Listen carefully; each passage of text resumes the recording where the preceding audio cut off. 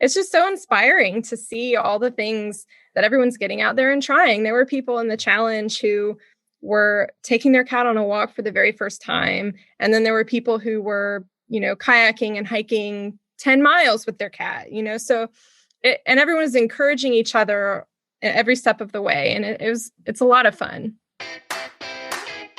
Welcome to the Wear, Wag, Repeat podcast. I'm Tori Mystic.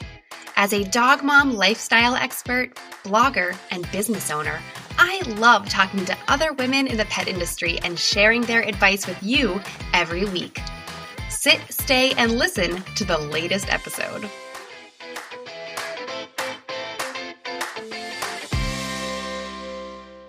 In this episode, I'm branching out beyond dog moms to talk to Emily Hall, who is a cat adventure expert and the founder of KittyCatGO. Emily has built a highly engaged audience of cat parents with her Facebook group and adventure challenge. Over 200 cats around the world participated in the last challenge, many of them completing over 50 tasks to earn certificates and prizes. Emily shares how she made that a success and her plans for the next round. We also touch on some other things that Emily is working on to grow her cat lifestyle business, such as an online shop and affiliate marketing. Do you want to connect with petpreneurs like Emily and my other podcast guests? Come over to the Wear, Wag, Repeat Labs Facebook group, where we're always collaborating, asking for help, and supporting each other's success. Find the community on Facebook by searching for Wear, Wag, Repeat Labs, and I'll see you in there. Emily Hall is the founder of KittyCatGO, a site dedicated to all things cat adventure. She has been traveling and adventuring with her cats for over 6 years. They love to hike together, road trip, canoe, camp, and more. Her goal is to educate, encourage, and help others to have successful cat adventures. Emily is the creator of the KittyCatGO Adventure Challenge for traveling and adventuring cats, and host of the monthly live stream show, KittyCatGO Live. She also has an online store where she sells cat adventure-themed apparel and accessories, as well as handcrafted cat leashes that she makes herself. Emily lives in Macon, Georgia with her husband, 7 cats, and 2 sugar gliders. Hi, Emily. Hi, Tori. Thanks so much for having me. Yeah, I'm really excited to have you on. And like everyone knows, it's always like all dogs all the time over here. So it's really nice to kind of branch out and have a cat adventure expert on. Yeah, it's exciting. Yeah, there are different pets out there other than dogs. So, Emily, tell us, you've been doing this for a long time. So how did you first maybe discover cat adventuring and then documenting it? Like, how did that kind of all come together? Yeah. So, as you mentioned, my husband and I have 7 cats, and one of them has a neurological disorder called cerebellar hypoplasia. And so that just means she's a little wobbly and not very coordinated. And so because of that, we can take her outside in the backyard and not have to worry about her running off or jumping a fence because she can't really run very fast. She can't jump. So we started just taking her out in the backyard to play, and she loved it. And we eventually realized, like, wow, this is really fun. It's fun for her. It's fun for us to watch her and play with her outside. So we started taking her more places, to the pet store and even to like outdoor concerts. And I mean, she loves everything, people, dogs. And it was just so enriching for her. And so then I eventually started harness and leash training a couple of our other cats as well. And so now we have 3 that are harness and leash trained and love doing all the things. I love that you started with the special needs cat, because that seems like so opposite of how you would do it, but that makes sense. Yeah. Yeah. And she has the perfect personality for it too, because she's so laid back and easygoing. And she's a people charmer. Like she's the kind of cat who people are like, oh, I don't like cats. By the time they meet her, they're like, oh, can I have her? I'm like, no, you can't have her. Sorry. So she was the perfect starting cat for adventuring. And so you decided when you kind of started experiencing how enriching it was for her and enriching for you guys too, and then branching out into the other cats, you decided to kind of share this with other people. So Yeah. what does that look like? How do you share your expertise with others? Well, I have my website, and so on there I write like helpful articles on training, like how to harness and leash train your cat, the different gear that you need to get started. Whenever we get like a new cat backpack or GPS tracker or whatever, we'll review it on our blog to try to, help people find gear that will work for them. And yeah. So I'm just always trying to educate people and show them that cats will surprise you. People always think like, oh, I don't think my cat would like that very much. But if you just try, you might be surprised. I feel like there is kind of a movement going on of more cat adventuring. Do you feel like it's picked up in popularity? Yes, absolutely. It was probably like 6 or 7 years ago when we started taking Sophie out. And now I still haven't run into another cat adventure like out in real life before. I'm waiting so anxiously for that day to like see another cat at the park or on the hiking trail. But I see it all the time on Instagram and Facebook and all this stuff. And it's way more popular. There are way more cats on social media getting out there and doing more things than there were 6 or 7 years ago when we started. And so it's just so awesome to be a part of that community that is growing and building around this. Well, and it seems like there's more products and gear becoming available that makes it easier for people to kind of get into it and try it too. Yes, absolutely. Back when we first started, cat backpacks weren't a thing, and now they are, and so it's really awesome. Well, now people are putting all kinds of animals in their backpacks. Like Yes. my neighbors, this happened years ago. But I have these people who live on my street. I don't think they do it anymore, but they had a backpack for their bird. And it was like a hard, like cage, but attached to like shoulder straps. And they would take their bird for a walk.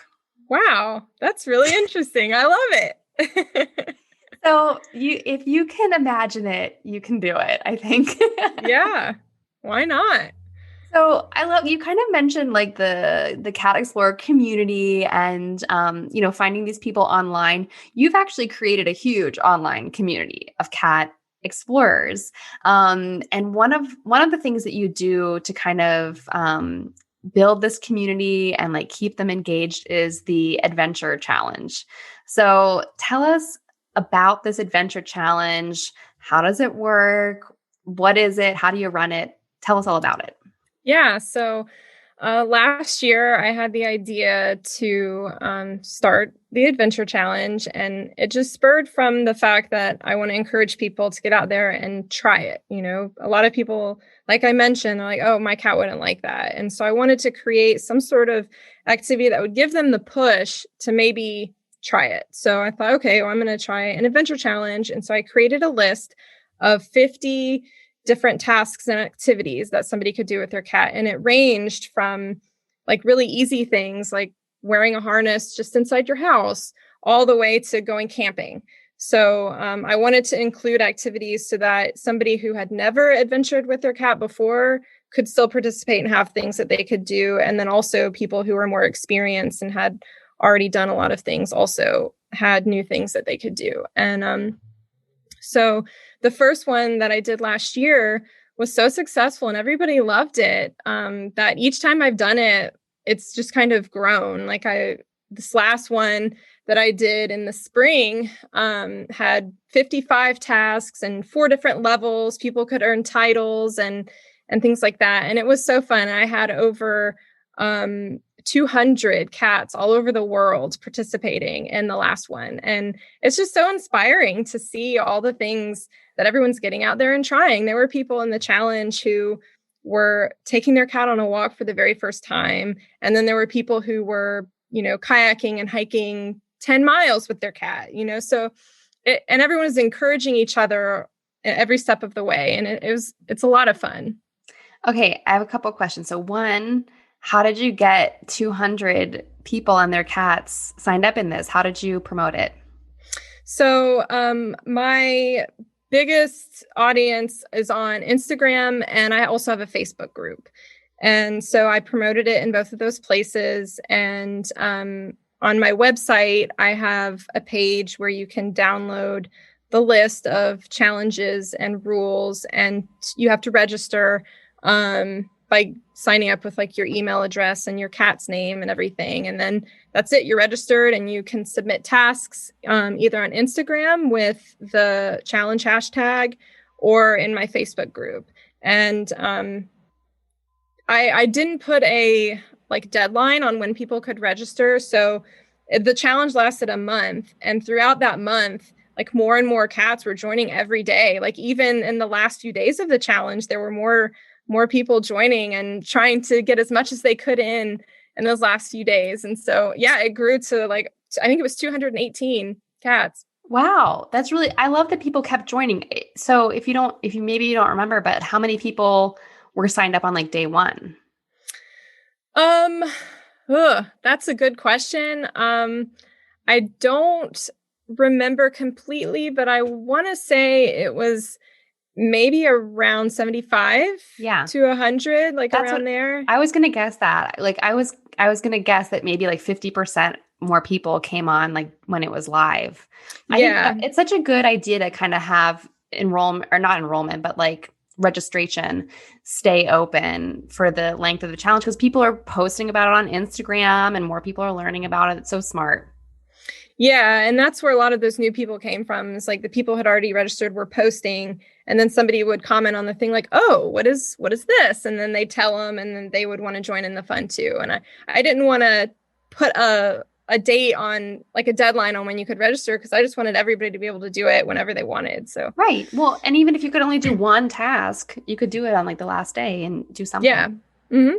And so did you have any kind of like prizes or rewards or certificates or anything for people who did stuff? Yeah. So there was a grand prize for the cat who completed the most tasks. So there were 55 tasks in this last challenge, and each one was worth a point. And so I had like this super fancy spreadsheet, one for every cat that was participating. So it was like turned into this huge thing because there were so many. You had a different page for each cat? Oh, wow. Yes. And then it all fed into like a main spreadsheet page where like the numbers like automatically added. It was a fancy spreadsheet. It took me a long time to build it, but lots of like formulas and things. Yes. But it worked really well. And so, I was keeping up with all these tasks in the spreadsheets. And so the cat with the most points at the end won the grand prize. But there were actually 3 cats who completed every single challenge, which I didn't expect. I had never had, this was my 3rd time doing it. I had never had a cat finish all the tasks before. And so this past time I had 3 who completed all of them. So I had to do like a drawing for who could win the brand, because it was for a Sleepy Pod carrier. And so I only had 1. Right. So I was like, well, I'm just going to have to do a drawing for 1 grand prize. And then the other 2, I gave like a second place prize to. Yeah. Do you mind if I ask, did you buy the Sleepy Pod travel thing, or did they donate it to you? I bought it.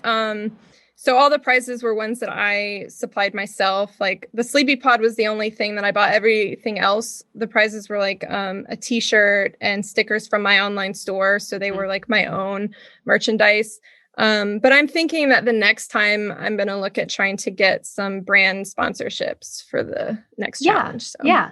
But I think that's just like so great. I think a lot of people stop themselves and like, well, I can't do any prizes because no one's going to donate anything. But you could just buy the prizes and have like a really fabulous prize that you like. The Sleepy Pod travel thing is a really great prize. Yeah, I thought so. Everyone was really excited. I have like a lot of them myself. So it's like, what is a like super awesome grand prize I could have for this? And that's what I came up with. So. Yeah. What a great idea. Well, so this is so exciting. So are you going to when is your next adventure challenge happening?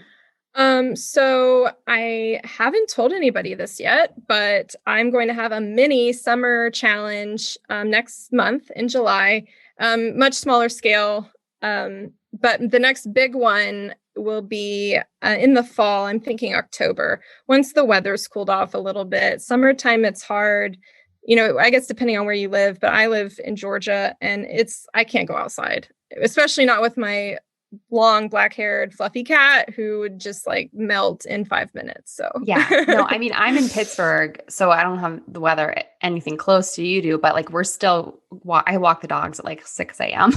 when it's hot out. So yeah. So yeah. I'm thinking October will be the next big one.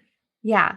Well, that's so exciting. So, in the meantime, like you do these challenges and they kind of feed to your Facebook group and help grow your Instagram account and all of this kind of stuff.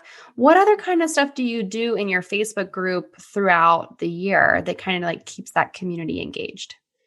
Yeah. So every month I pick a theme. So for example, this month was or is traveling with your cat. So we've been focusing on like car travel, plane travel, and then staying overnight in hotels or Airbnbs or whatever. And so throughout the month, I've had polls in the group asking people questions like, have you ever road trip with your cat before? Have you ever flown with your cat before? Stuff like that, just so I can start to get to know my group and where they're at with everything.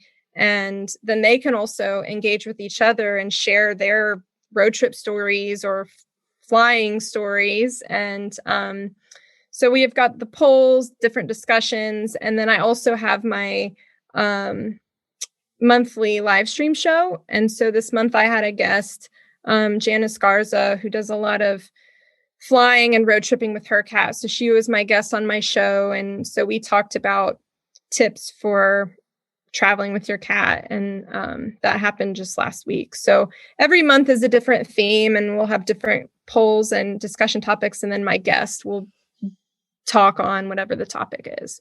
Yeah. So, I guess, how do you kind of direct people? Again, it's on kind of Instagram is directing people to join the Facebook group. Is that kind of like the funnel, how that flows? Yeah, mostly. I have a Facebook page as well, but I don't do as much with that. It's mostly Instagram feeding into everything else. Yeah, same with me. And then I guess your website as well. Yes. Yeah. Yeah. So, okay, I want to also ask you, I know we're talking all about like community and the challenges and the Facebook groups and all this kind of stuff, but I want to ask you, because you also have a shop and products and different things. So I kind of want to ask you about like monetizing, because I think a lot of people want to be a pet blogger, but they're not really sure how they're going to make any money doing that. So, how do you make money as an adventure cat blogger, I guess?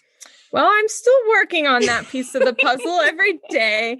But right now I have a little bit of a stream of like affiliate income on my blog, mostly Amazon affiliate. And then I have my online store that I just launched at the end of last year. So that's been a fun project, like because I have t-shirts and stuff like that, and I've been designing them all myself, which is fun, and the leashes that I make as well. So I'd say those are the two biggest. Not that they're big streams of income, but those are the main ones. Yeah, those are the main ones. But I've also been trying to brainstorm ways on how to monetize the Adventure Challenge, because it's a very time-consuming month for me, keeping up with submissions every day from like 200 people. So I'm thinking I might start charging a registration fee, like even just $1 or $2 or something, and then that would be another way to monetize what I'm doing. I think you should do that, especially because you've proven it to be fun and exciting and rewarding for people. So I think that like the 200 people who participated would definitely want to pay to participate again because they probably had such a great time. Yes, and I actually did a poll, like a survey at the end of the last one to get feedback from everybody who participated on different things. And that was one of the questions was, would you be willing to pay a registration fee to participate in something like this in the future? And like 80% said yes. So Yeah. But Emily, you have to charge more than $1 because the processing fees, you'll end up getting like 40 cents. Yeah, you're right. Okay. So promise me you'll charge more than $1. Okay. Maybe two. Maybe two. No. Like I'm talking like $15 maybe. I'm gonna be on the lookout for your adventure challenge to see how much it is. Because I think it's worth it, and especially with the prizes and the chance to win like a grand prize, it's really really great. It's worth it. Yeah, I think so. And it definitely would make it more worthwhile for me. I was spending like hours and hours every day keeping up with all the submissions. And by the end of that month, I was just like, oh my gosh, I don't know if I can do this again. Yeah, no. But I really love it. It's a lot of fun. It's just also a lot of work. Yeah. Well, at least getting like your time paid for would make it more worthwhile. Yeah. Or less painful. Yeah. Okay. So in the few minutes that we have left, I'd love to ask you more about your cats. And one of the questions, and you have the two sugar gliders, which is like a flying squirrel, right? Yeah. Yeah. I tell people they sort of look like a cross between a chipmunk and a flying squirrel. Oh, it's so cute. So one of the questions that I have that people ask me all the time, but you definitely have a bigger decision to make is how do you pick which pet you take out with you? Because like sometimes, like I just have the two dogs. So I do a lot of activities with them just like one-on-one. And people are always like, I could never pick, how do you decide? So how do you pick which cats you're going to take? Well, that's a really good question. So because we have 7, but not every cat is made for adventure, I guess I would say. So it took a lot of personality assessment on the cats and also trying. I really think that every cat is capable of adventure to some extent, like even if it's just going out on your back porch or something. And most of my cats will do that.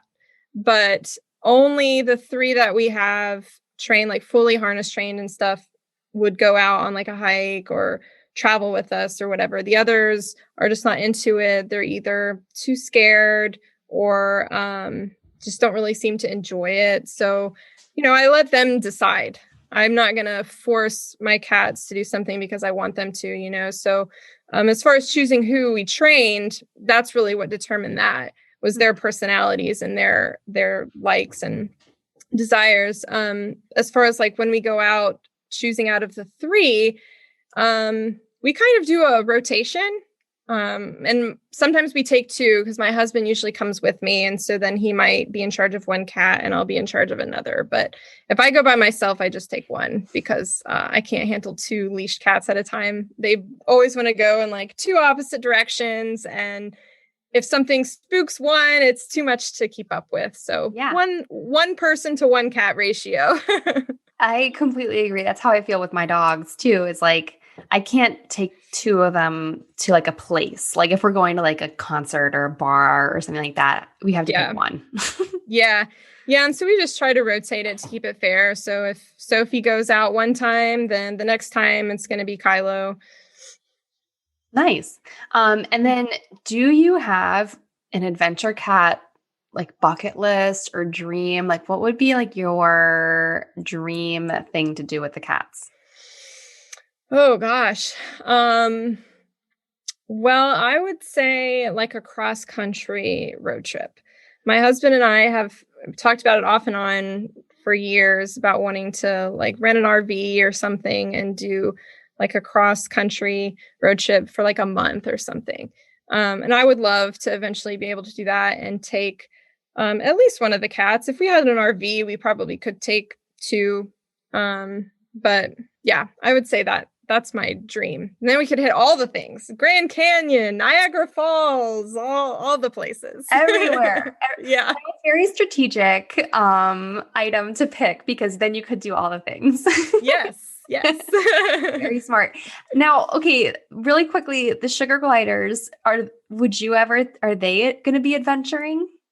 No. Or is that a flight risk? That's a flight risk. They don't make sugar glider harnesses, or if they do, I don't know that I would trust that, but That's going to be the next thing in your shop. Oh, they'd fly away. They'd go jump in a tree. I'd never be able to get them back again.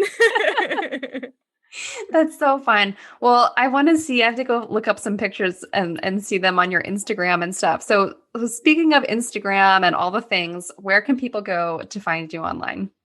Yeah, so my Instagram is KittyCatGO Adventures. And then my Facebook group is called the KittyCatGO Adventure Team. So, and then my website, kittycatgo.com. Okay, cool. So everyone go check it out. If you have a cat, no matter if they're an adventure cat or not, check out Emily's challenges because you might have a closeted adventure cat that you don't know about. That's right. I actually have a interactive personality quiz on my website where you can find out if your cat is meant for adventure. So go take the quiz. Oh, very cool. That sounds exciting. So everyone take the quiz, sign up for the challenges, do all the things, and go say hi to Emily. And thank you so much for being such a great guest. Yeah, thanks for having me, Tori. This was a lot of fun. What did you like most about this episode? Find me on Instagram at TMystic and let me know what intrigued you or what questions you have about starting or growing your own dog-inspired business. You can also screenshot this episode and tag me in your stories. I love to see who is listening out there. Some of the best conversations happen after the episode, right? So track me down over on Instagram or join the Wear, Wag, Repeat Labs Facebook group to connect with other dog-obsessed entrepreneurs. And as always, you can find all the links and resources discussed in this episode at wearwagrepeat.com/podcast. See you back here next week.